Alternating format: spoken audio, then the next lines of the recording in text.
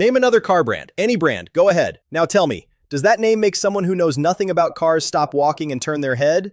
Does it make a 7-year-old point out a window? Does it make a room full of otherwise indifferent people suddenly have an opinion, a feeling, a memory attached to a machine they've never sat in and probably never will? Ferrari does that, every single time, without trying. And that's what I want to get into today. Because in a world where Lamborghini exists, where McLaren exists, where Bugatti and Koenigsegg and Rimac are building things that are faster, more extreme, more technically mind-bending than anything Maranello has ever produced, Ferrari still controls the conversation. Still sits at the center of car culture in a way that none of those brands, for all their engineering brilliance, has ever truly threatened. Why? That's the question. And the real answer has almost nothing to do with horsepower. Stay with me. Let's go back, because Ferrari's cultural position didn't just happen. It was built, slowly, obsessively, sometimes accidentally, over 7 decades of choices that compound into something that no competitor has ever successfully reverse-engineered. It starts, like so many things in Italian automotive history, with a person, Enzo Ferrari. And Enzo is one of those figures who was so singular, so genuinely strange and brilliant and contradictory, that even the mythology around him feels earned rather than manufactured. He was a racing driver who became a team manager who became a car builder, but only because he had to. He built road cars to fund racing. That was the explicit, unapologetic, never disguised priority from the very beginning. The road cars existed in service of the racing program, not the other way around. And that origin, that founding philosophy that the car you drive on the road is a descendant of something that competed at the highest level of motorsport, embedded itself into Ferrari's DNA in a way that 70 years of subsequent corporate decisions haven't been able to dilute. When you buy a Ferrari, you're not just buying a fast car, you're buying into a lineage, a bloodline. And Enzo understood, maybe better than anyone in automotive history, that lineage is worth more than any single product specification. The Formula One connection is where I want to spend some real time, because I think this is genuinely the thing that most people underestimate when they try to explain Ferrari's cultural dominance. And it's not even really about winning. That's the interesting part. Ferrari is the only team that has competed in every single Formula One season since the championship began in 1950. Every one. Through rule changes and regulation shifts and corporate upheavals and periods where the cars were genuinely uncompetitive and seasons that were embarrassing by any objective measure, Ferrari showed up. Ferrari kept racing. Ferrari kept losing sometimes and winning sometimes, and always being the team that drew the most eyes to the television screen. There's a reason that a significant portion of F1's global audience, people who couldn't tell you the difference between a DRS zone and a pit lane speed limit, identify as Ferrari fans. It's not because Ferrari wins the most. Red Bull and Mercedes have both been dominant in ways that Ferrari couldn't match in recent memory. It's because Ferrari racing feels like something that predates the sport itself. Like it would continue even if the championship ceased to exist. The red cars on a Formula One grid carry an emotional weight that no amount of championship trophies from a newer team can replicate. And every road car Ferrari sells benefits from that weight. Every Portofino and Roma and F8 Tributo carries a quiet implication of Schumacher's era, of Lauda, of Surtees, of every moment when a red car crossed a line first under lights that mattered. You're not just buying a car, you're buying a seat adjacent to all of that. Think about how powerful that is as a brand asset. And then think about what it would cost to create it from scratch today. The answer is, you can't. It's not available. Lamborghini can't buy it. McLaren can't engineer it. It exists only where it was earned over decades of actual competition. But here's where Ferrari became truly untouchable. And this is the piece that most people, even car people, don't fully appreciate. Ferrari decided at some point that scarcity was not a problem to be solved. It was a strategy to be protected. In an industry where every manufacturer's goal is to sell more units, to grow market share, to expand into new segments, Ferrari made a different choice. They decided that the desirability of what they made was more valuable than the revenue from selling more of it. They deliberately, carefully, sometimes ruthlessly controlled how many cars entered the world. And in doing so, they created something that money alone cannot reliably buy. Not everyone who can afford a Ferrari can get one. That sentence is worth reading again. Not everyone who has the money gets the car. Ferrari has a system, informal but very real, where your purchase history, your relationship with a dealer, your demonstrated commitment to the brand determines your access to the most desirable models. The limited editions, the special series, the cars that people will pay multiples of sticker price to acquire. You have to earn the right to spend the money. That's kind of insane when you think about it from a conventional business perspective, turning away paying customers as a feature rather than a failure. But the result is a secondary market where Ferraris routinely appreciate, where special editions trade for 2, 3, 4 times their original price, where owning the right Ferrari at the right time is a better investment than most financial instruments, and where the desirability of the brand compounds because the people who can't immediately get what they want it more. Ferrari didn't invent exclusivity, but they perfected its application in the automotive world in a way that nobody has matched. Let's talk about celebrities for a minute, because the Ferrari relationship with fame is one of the most interesting case studies in brand positioning in the history of luxury goods. Walk through the history of who has owned and publicly loved Ferraris. The list spans generations, genres, industries, and cultures in a way that almost no other brand manages. And it's not manufactured. Ferrari doesn't pay celebrities to be seen in their cars the way some brands orchestrate product placements. If anything, Ferrari is famously indifferent to celebrity. They'll decline to sell to someone regardless of their fame if the relationship isn't right, which of course makes the famous want it more. The psychology here is fascinating. For a certain kind of successful person, the Ferrari isn't the reward for making it, it's the proof. The physical, tangible, undeniable evidence of a life that reached a level where this is possible.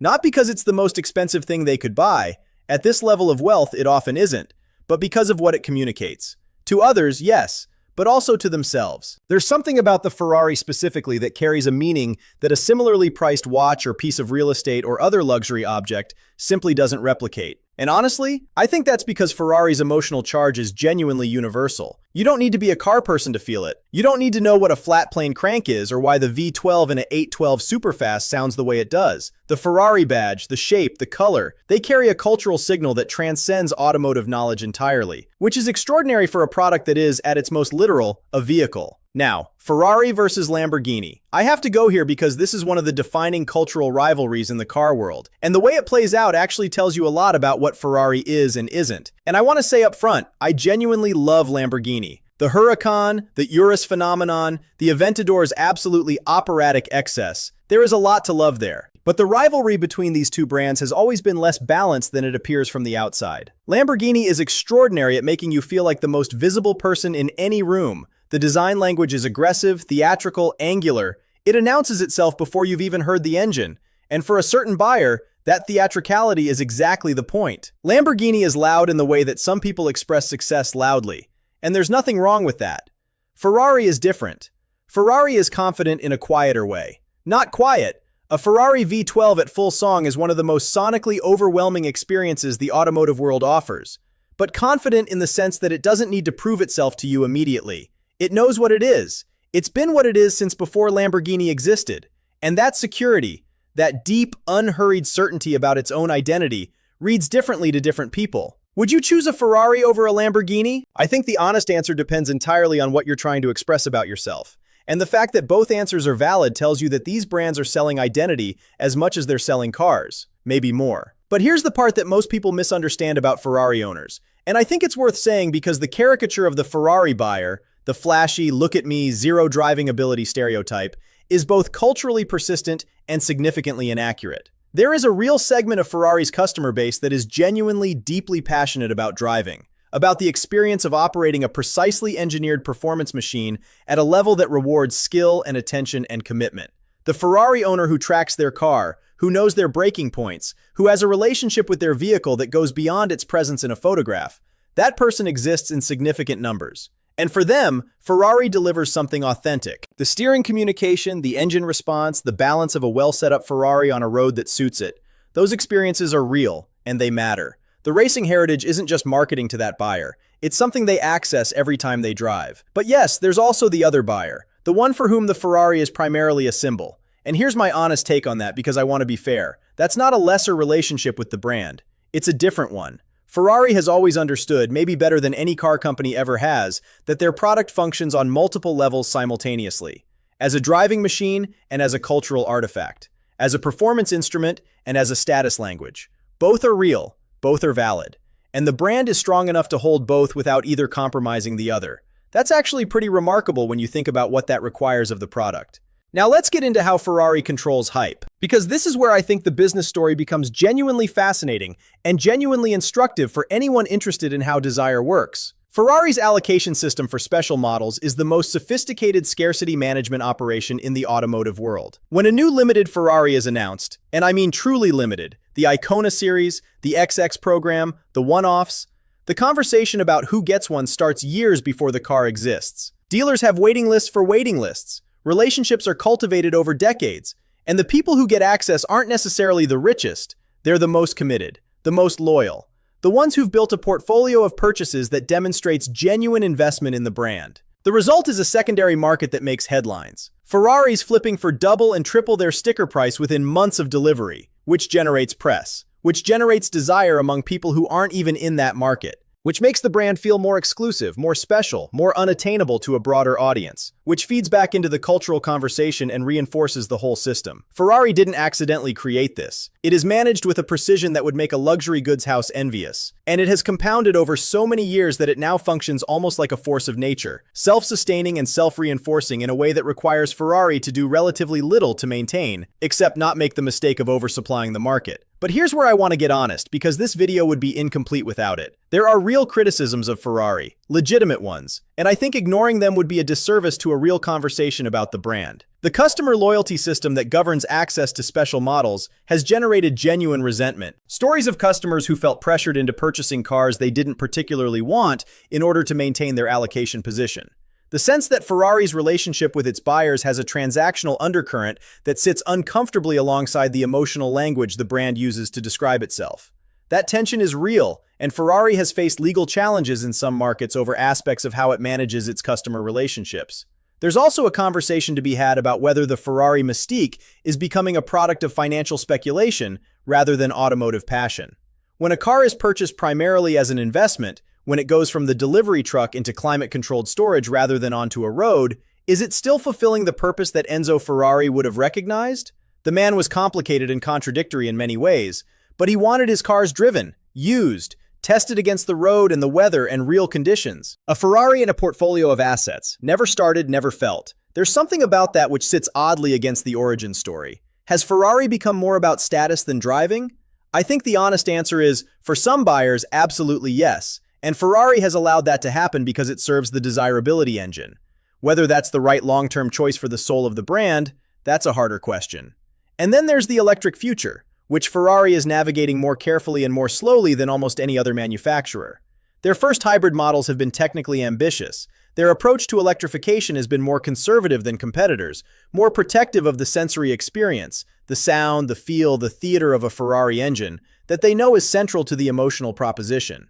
Because here's the thing, Ferrari's magic is inextricably tied to what that engine does to your senses. The sound of a Ferrari V12 approaching full revs is one of the most viscerally exciting sounds that human engineering has ever produced. It is not a rational experience. It is a physical, emotional, almost primitive reaction. And the challenge Ferrari faces in an electric future is not an engineering challenge. It's an identity challenge. How do you carry the emotional content of that experience into a world where the source of it no longer exists? I don't think anyone, including Ferrari, knows the complete answer to that yet, and I find that genuinely fascinating to watch unfold, because the answer will tell us a lot about whether the brand's power is attached to the specific sensory experience it currently delivers, or whether it's deeper than that, whether the bloodline carries even when the engine that gave it voice goes quiet. So, does Ferrari's magic still feel authentic? Here's where I land. The magic is real. I'm convinced of that. Not because of the horsepower or the lap times or the price tags, but because of something more durable than any of those things.